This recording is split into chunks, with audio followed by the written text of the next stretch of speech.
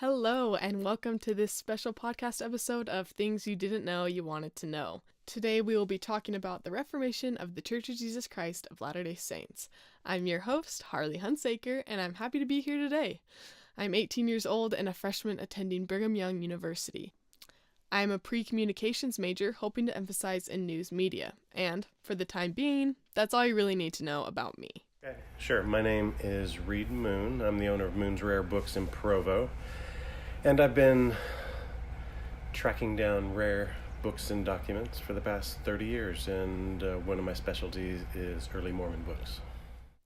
Mr. Moon has a job that I think anyone could be envious of, so I asked him to explain a little more about what he does. Well, it's changed over the past 30 years because 30 years ago, no internet, and so that slowed things down. But nowadays, I've been around long enough where people find me online, at least for half, if not more, of my acquisitions. I also go to book fairs around the world, London, New York, Paris, California, all over, tracking down books. And I use it as an excuse to travel too. So wherever I go, I look for books. Through his mysterious and exciting life of tracking down rare books, he has come to gain a great knowledge on Joseph Smith and the foundations of the restoration of the church. I had the opportunity to sit with him and ask him many different questions, ranging from the translation of the Book of Mormon to questions about Joseph Smith's family life.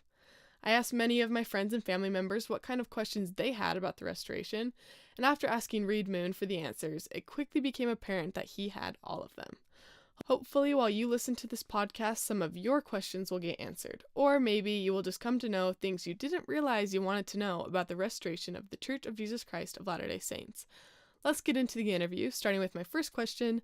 Why do you think the church was restored at the time it was? Sure. If you look at the past 500 years, there probably wasn't a better time than the early 1800s, because if you go back to the early 1500s, there wasn't a Bible in English to even read. So how would you even know that what you wanted to do with your lives? You just heard secondhand from somebody. And if you went to Mass, it was in Latin. It was in Latin all the way till the 1960s. So the 1500s, people began to hear and get some of these translations. There were some people who risked their lives to do some early translations. John Wycliffe was really the first, and he translated it from the Latin. Now, whenever you translate a book from another language, the fact that you're translating from Latin, it had already been translated once from the Greek and the Hebrew, and then you're doing another translation. Sometimes it's not quite as accurate. But a man named William Tyndale in the early 1500s began translating from the original Greek and Hebrew and was put to death in 1536 for doing that.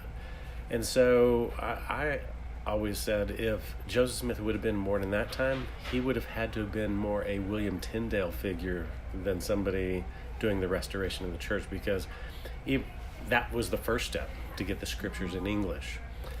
And then you go a century later, you had the pilgrims leaving England and going to the Americas. And there were some people like William Bradford who were part of that early group to come over. If it was the early 1600s, Joseph Smith would have had to have been one of those early pilgrims. And if you go to the 1700s, he would have had to have been one of those wise men raised up, like I talked about in the scriptures. And it was those men who set the stage. And even if you go to 1776, George Washington knew there was an uphill battle, because in January 1776 there was not a majority that wanted independence yet. It was only about a third, and a third were neutral and a third loyal to England. But along comes a guy named Thomas Paine who wrote Common Sense, and that got people off the fence and helped accelerate the Declaration of Independence. And that's why within 6 months the Declaration of Independence appeared. now, that was the time Joseph Smith's parents were born. His father would have been 3 or 4 years old, his mother 1 years old. And then Joseph Smith is born in 1805. There is a huge revival of religion going on at the time, and everybody seemed to be involved. And even the small town that he lived in, when he was a teenager, had on the main road on the four corners, there was a church on each corner. And so now the time was set. And so it was the perfect time. And so that's why I say that these other people laid the foundation and set things up. But it took several hundred years to get things for the environment to be right. Yeah, so cool. It's crazy how things just like lined up so perfectly. Yes. Okay, so these are some questions more towards like the beginning of the restoration that my siblings and friends have asked. And I think there's common misconception or confusion about how exactly Joseph Smith translated the Book of Mormon, and with the idea of like the seer stones. So I was wondering if there was any like insight you had on the seer stones or how he translated the Book of Mormon that you could share. Well, it went through phases. Originally, he started out translating with the Urim and Thummim, which were more like spectacles, glasses, thick glass. And these are talked about in the Old Testament, and they're talked, and then they're brought up again in the Book of Mormon. But that was something that was used early on. But he began using a seer stone. And I liken it to trying to look at your iPhone outside in the sun. It's sometimes hard to see, so he put it in a hat where he could shut out surrounding light, and then he could see. Now, Martin Harris was there at the beginning helping him, and Martin had doubts as to, his friends told him, hey, he's just memorizing that and making that up. And when they were taking a break, they went down by the edge of the river, and Martin sees a stone that looks exactly like the seer stone Joseph was using. And so he takes it and he switches it. And when they go back to continue the translation, Joseph goes, he's looking in the hat, and like minutes go by, and then all of a sudden he goes, Martin, what is wrong? All is as dark as Egypt.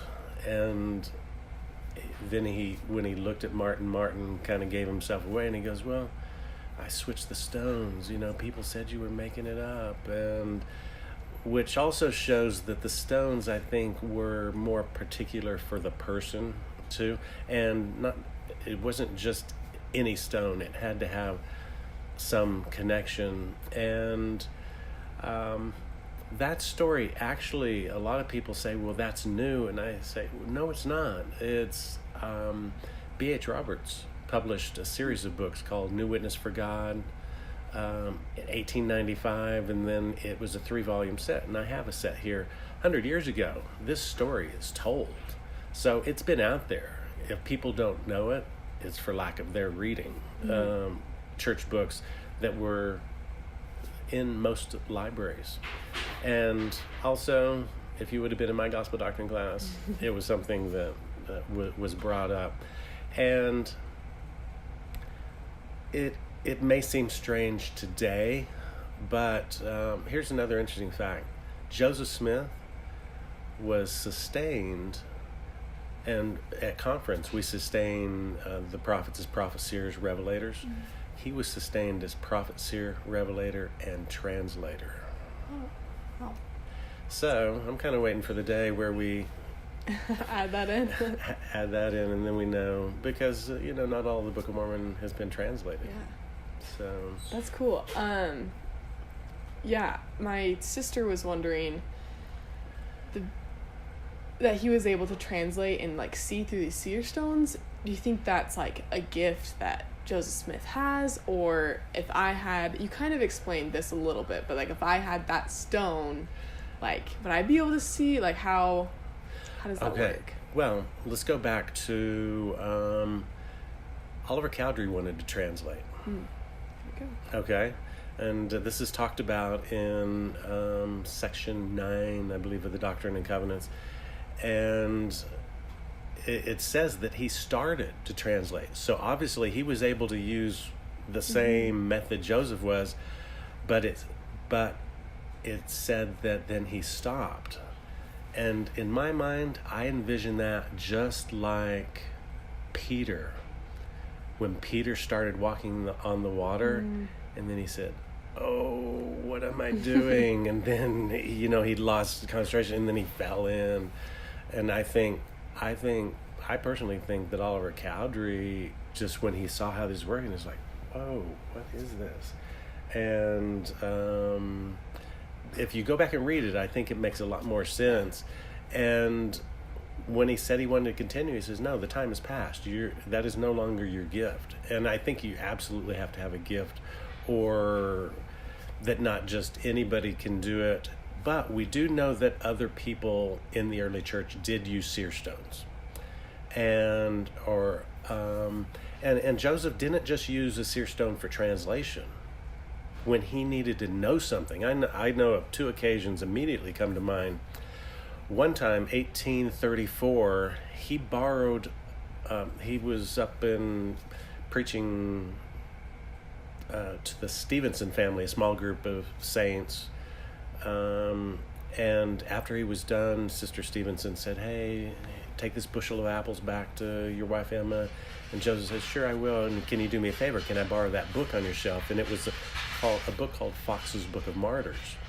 And it's a story, and he read because he was being persecuted, and I think he wanted to know just what these people went through. And after he read the book, he became anxious. He wanted to know what happened to these people. And so it says that he inquired of the Urim and Thummim, he didn't the seer stone, but same, they're similar, very similar. He inquired, and it was shown to him.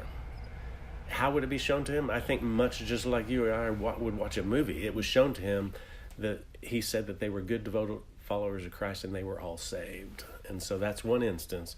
And then the other was with the seer stone, where his wife Emma came to him somewhat distressed, saying, "The mob, they're coming, and they're going to try to take the gold plates."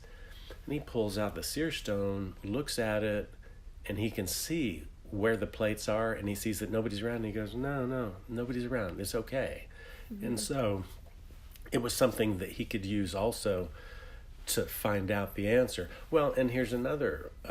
When Hiram went to him and said, "Hey, I'm ready to go out and start preaching and everything," and this is in 1829, right after the priesthood is restored, and Hiram said, "I want to go out and do it," and Joseph said, "You're not ready." He received a revelation through the Urim and Thummim that told him that he wasn't ready, that he needed to seek first to obtain my word. And so these weren't just used for translation, but for receiving revelation or information.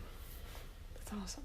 And the Whitmer family had seer stones, and that's one of the seer stones that I recently acquired, the Whitmer family seer stone. That's so cool. And this particular one is flat, and it's a green shale from the stone that was common in the Finger Lakes area near there. But it had 2 holes drilled in it so that it could basically be worn around the neck. And also the Doctrine and Covenants talks about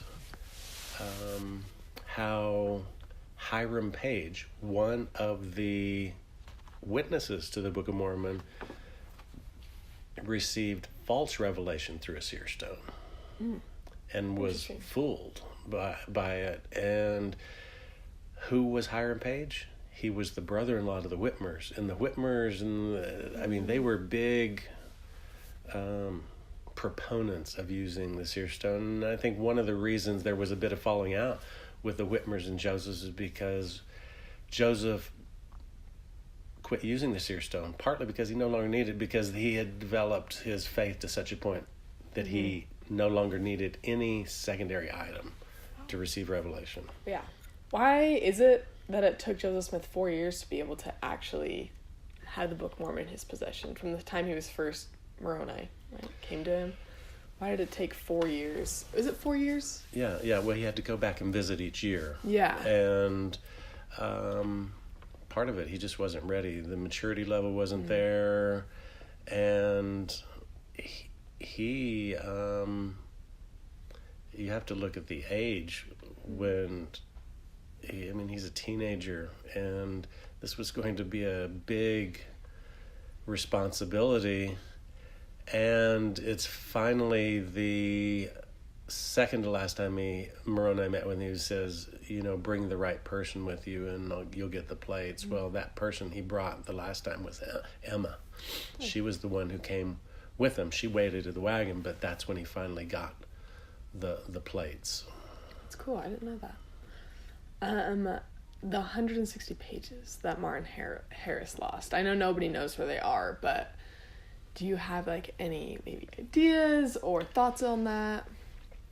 Well, I think it's somewhat of a consensus that Martin Harris's wife was behind that, and she took those pages. Now, we get a part of the answer in the preface to the first edition Book of Mormon, saying that the people... So Martin Harris's wife would have had some other people, and it was their plan to discredit Joseph Smith. And so they changed the words so that it would read differently, so that if they went back and redid it, it would show. And that shows how forgery was a tool of Satan from day one. And the preface of the first edition Book of Mormon explains that basically God is wiser than the devil, and that it won't happen, and that they will just, not redo that. But here's the thing.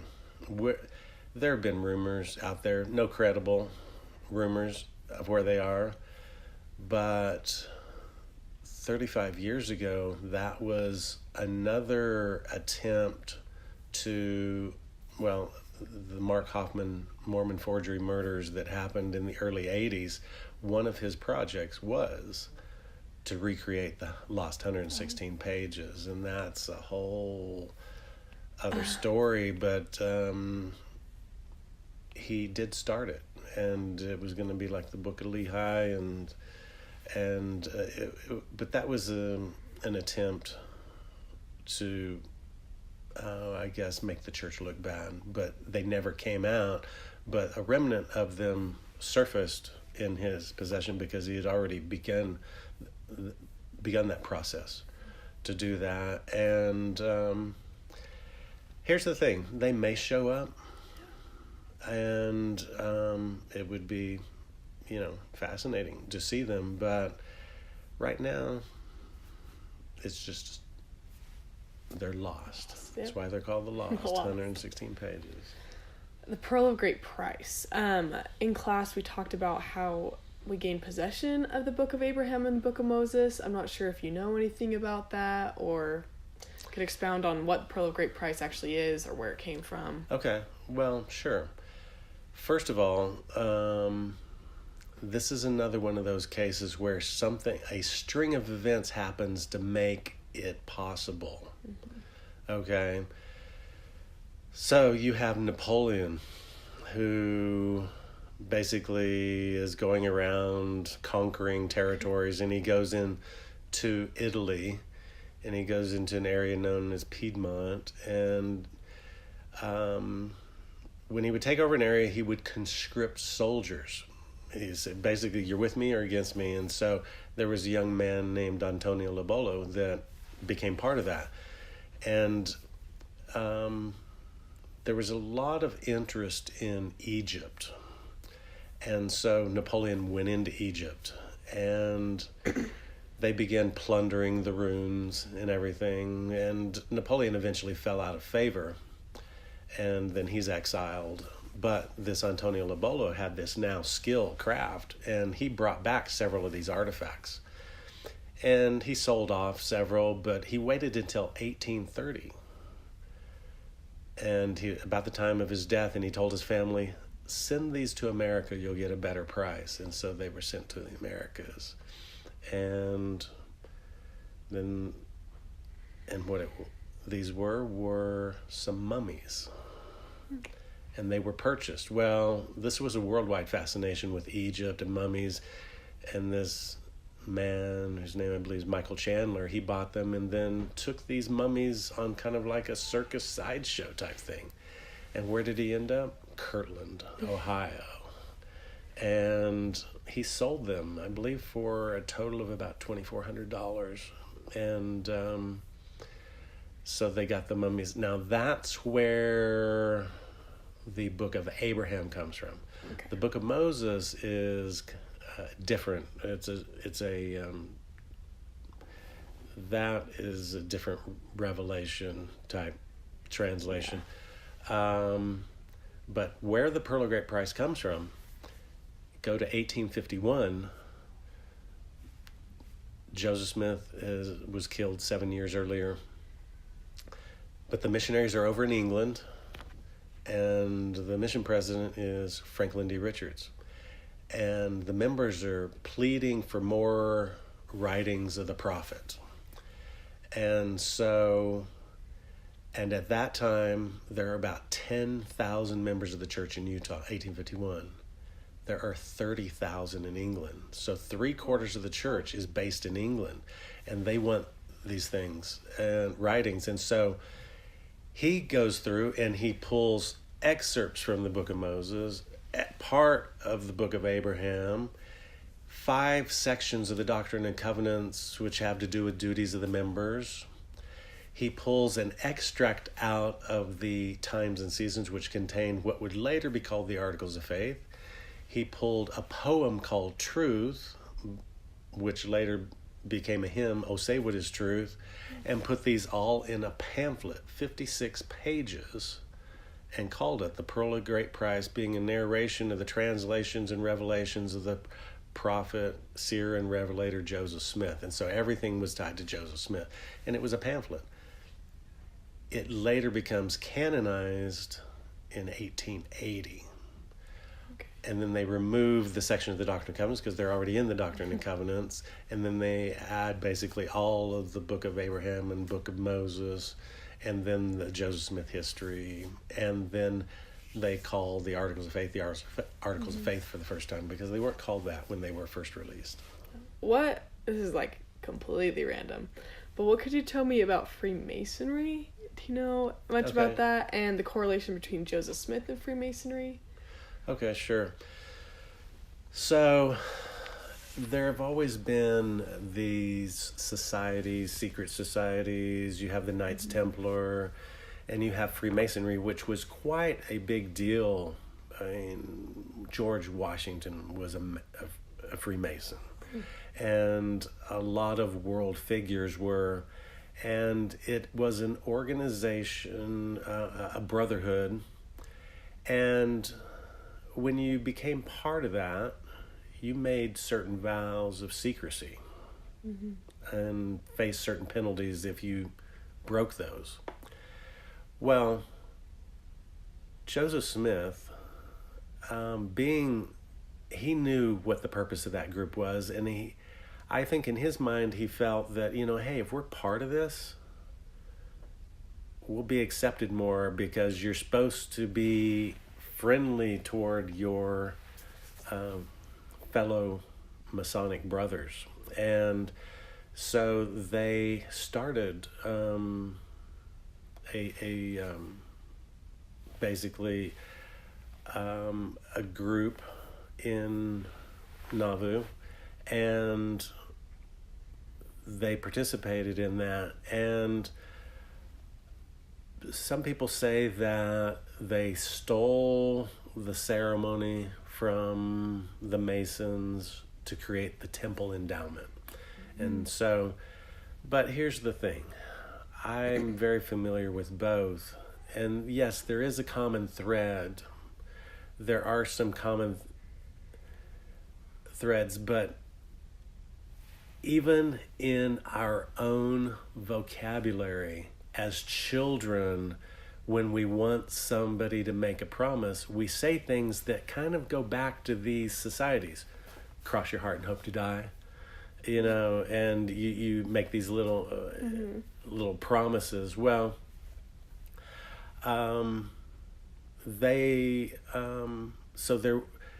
it served its purpose, but in the end, it was a lot of those people who were Masons that turned against Joseph and participated in the mob that killed him. But as far as the story and it being related to the temple endowment is just a massive stretch. Yes, there are a few things when you are making promises that would be similar, but as far as the whole storyline, if you go to James E. Talmage's book, House of the Lord, he says that the endowment talks about basically Adam and Eve, the Garden of Eden, and our goal to return to our Heavenly Father. Whereas the story in the Masonic Lodge is talking about Hiram Abiff and the building of the Temple of Solomon, and it's quite different. It's quite different, and but there are definitely some similarities. But here's the thing.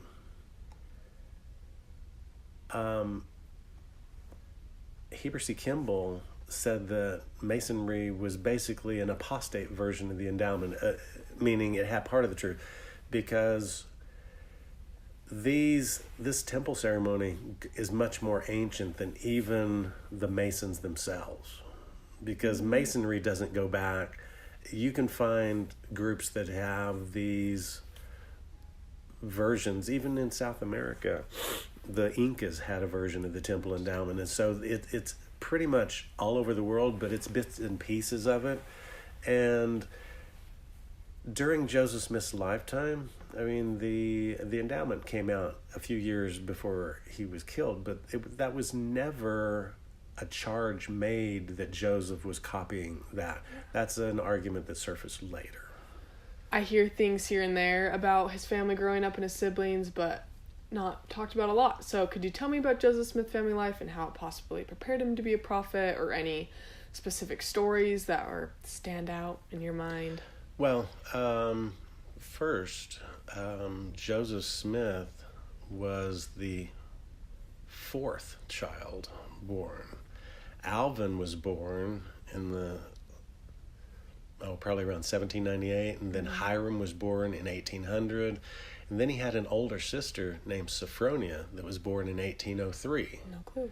And I actually have Sophronia's Bible. Oh, that's so cool. The family Bible. So, and then Joseph was born in 1805, and I also find it interesting that he is called Joseph Smith Jr., and he was the third son, that's just another thing most people don't think about, but and then he has younger brothers, Samuel and William, younger sister Lucy, and there would have been some that died, but those are the main ones. And they were living up in Vermont, but there was the year without a summer. There was this massive volcano eruption on the other side of the world, and so much ash went up into the atmosphere that it lowered the temperature to where it even snowed in the summer. That's why they said there was no summer. And it ruined their crops, and it made it to the point where they said, we can't live here. And that's when they made their way down to New York. And the well-known story of Joseph having the procedure done on his leg, well, that was done by doctors, and that process was new, and that was done by doctors who happened to live within 30 miles of where he was. Otherwise, he could have lost his leg entirely. And so it's all about things happen to move people into the right place at the right time. His parents, probably weren't the best business people. They were always in debt, and they seem to lose the properties or have to turn them over and then rent them from the owners. But his parents were very hardworking, and when Joseph told his father the vision, his father didn't doubt him at all, which showed that, his parents must have trusted him just based on his actions. And everybody chipped in, all of his brothers, all this time that in the later years that Joseph begins the translation and everything, it's his brothers who are staying to help his parents. And because from the time of the first vision to the first edition Book of Mormon is 10 years. So 1820 to 1830. Yeah. So it's the full 10 years, the whole family's kind of invested in this, helping their brother, giving him support. You told his little brother Sam Smith. You said Samuel. He was the first. Well, he was the first convert, and then he later became the first missionary. So in May of 1829, when Joseph Smith and Oliver Cowdery are translating the Book of Mormon, they take a break, they go down to the banks of the river. John the Baptist appears. He appears and he gives them the priesthood. And then he instructs them, now you need to be baptized, and they take turns baptizing each other. Well, so they're basically the first members of the church, but the first person besides those two to accept the message was, a couple of weeks later, Samuel Smith. And at first Samuel rejected the message because it just seemed a little too far out there, but then once it was explained, he says, okay, yes, absolutely. And so he was baptized. And then you have Hiram then is baptized. A year later, after the Book of Mormon is finished, Samuel, no MTC, but he's called by Joseph, I want you to be the first missionary. He fills his knapsack full of copies of the Book of Mormon and takes off on foot just to share the message. So Samuel and Hiram were extremely loyal. And so was his brother Alvin up to the time he died. He was very supportive of Joseph. So he had a lot of support, which would have been crucial. Oh, yeah, for sure. So when a prophet dies, we know that the most senior apostle then moves up, becomes the next prophet. But when Joseph Smith died, and Brigham Young became the next prophet, that wasn't necessarily the same case. Do you know how it was decided that Brigham Young would be the next prophet of the church? Well, in the early days, first of all, Brigham Young was the senior. He was the senior apostle. But, and it's not until Lorenzo Snow that it becomes automatic. In fact, every time there was a change, it's really about 3 years between Joseph and Brigham. There's that time where it's kind of in transition. And then when Brigham Young dies, there's a transition between Brigham Young and John Taylor. And then John Taylor to Wilford Woodruff. But it's when Lorenzo Snow, Wilford Woodruff dies, and Lorenzo Snow at the time is president of the Salt Lake Temple. And so he has access to everything in the temple. And so he goes to the temple, and it says that he put on his robes and went to the Holy of Holies and prayed for hours. Give me a sign that I'm the guy, basically. And nothing happens. And he said that he was so disappointed. And then he leaves the Holy of Holies, and he's walking back, and he turns the hall, and then there's the Savior standing there, about 2.5, 3 feet in the ground. And that's where he basically says, no, you're the guy, and there's no reason to wait. You are to assume the presidency immediately, and let that be the rule from now on. And it's always been the senior member that who has taken it, and that's been the case. It's just between Joseph and Brigham and John Taylor, Wilford Woodruff, there was always a delay of a year or two, but that was finally. Everything in the church has been line upon line, precept upon precept. It's been bit by bit. There was no instruction manual given in the early church, so. But that's finally how that was kind of straightened up. Okay, that clarifies a lot of things. Okay, and then just kind of like lastly, how would you advise someone how to best gain a testimony on like the Restoration and Joseph Smith, and how did you, and I know you mentioned something in your fireside that maybe you could expand on, how you said like the more you learn and the more things you find, like books and stuff, the more solidified your testimony becomes. Yes.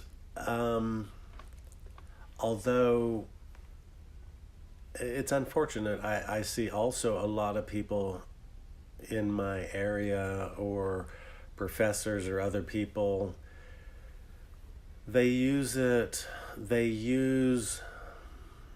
the, I guess, the inadequacies in, or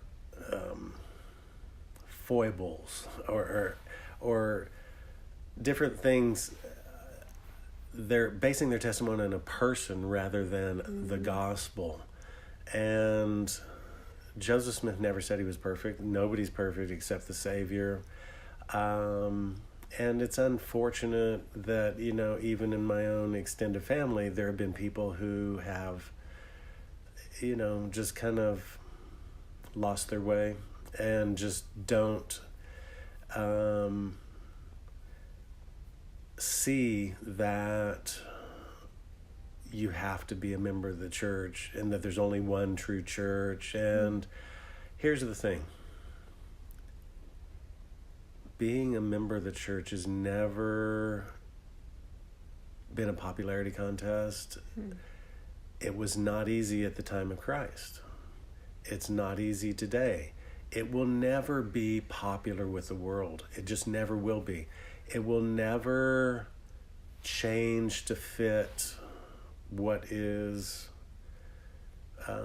deemed to be, I guess, politically correct always. There are certain things that just aren't going to change. And I think the sad thing is when people leave, it's not like they're going to another church. They're just leaving organized religion, period, and just feel that they just need to be a good citizen of the world. Whereas 30 years ago, I would see them go to another church, but now you just don't even see that. And it's sad for me. But here's the thing. I've seen and heard and read every negative story you can imagine. But I still know the gospel is true. The church is made up of people who can make mistakes. And, some of the big things, Joseph Smith and plural marriage, I mean, he had the whole Garden of Eden conundrum, like, don't eat the fruit. Well, he was told, basically, start plural marriage, but we're not going to make it public. And so, no matter what, it was not going to look good. It was good, and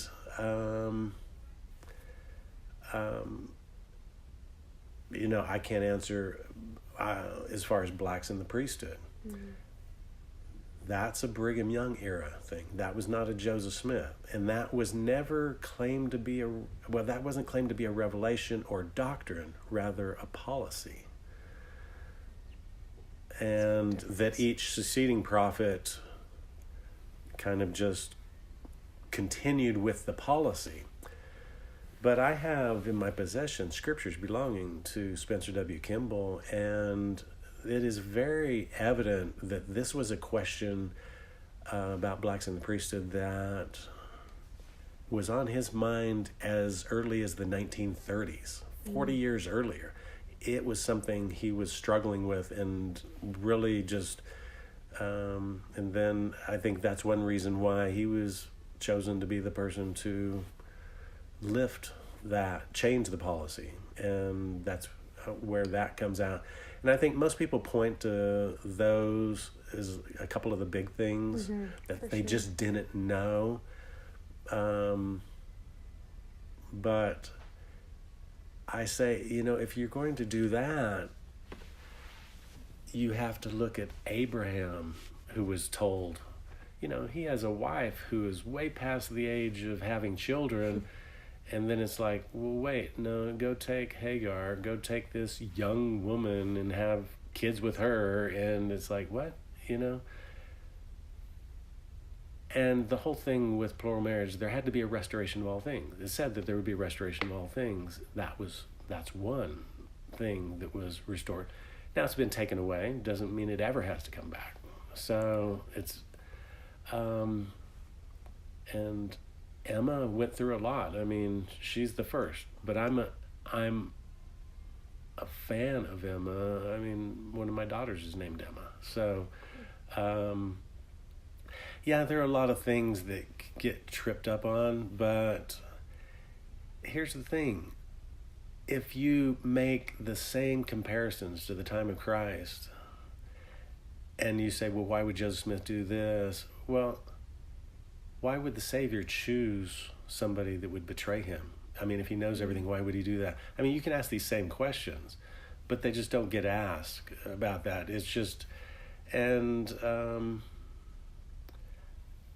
I've worked through all of that. And I see it, and yes, and my goal is to help other people know that the gospel is true, but don't get hung up on the errors. And see in the news recently, a bishop is accused of this. Well, that's not the church. That's somebody making a huge mistake, and you just can't judge. You can't base it on other people. We can't base our testimony on Peter, who's like the right-hand guy for Jesus. And then he goes, oh, wait, no, I don't know that guy. 3 times, it's like, he's supposedly the best there is, but even everybody has weaknesses. Everybody makes mistakes. But for me, everything works, and I find comfort and peace in the church and being a part of it. And like I said, in all of my 30 years, I deal in this. I see all of it. I've seen it all, and I'm still here.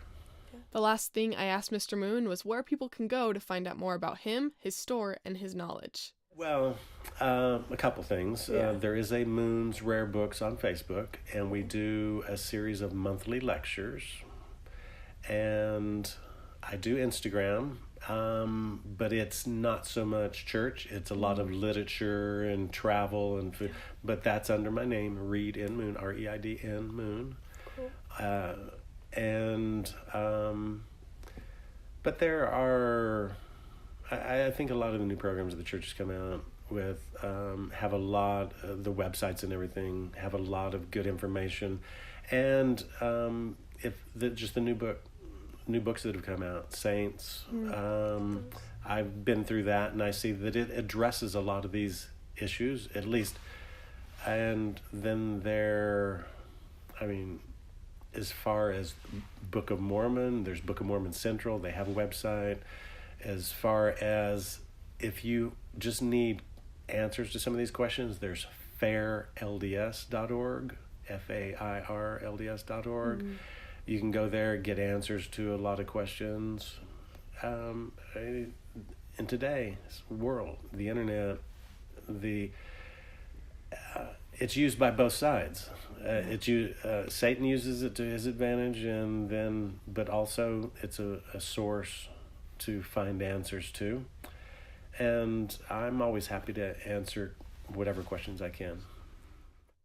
As I'm wrapping up the rest of this podcast, I would just like to send a huge thank you to Reid Moon for blessing me and those who are listening with his knowledge and insights. I'd also like to thank Professor Sweat for assigning this project, which is something I never thought I would say, but it has been a cool experience to learn even more about the church's beginnings. And lastly, I want to thank Shay Robbins for helping me with the audio and editing. You're the best sister ever. I'm your host, Harley Huntsaker, and I'll see you next time.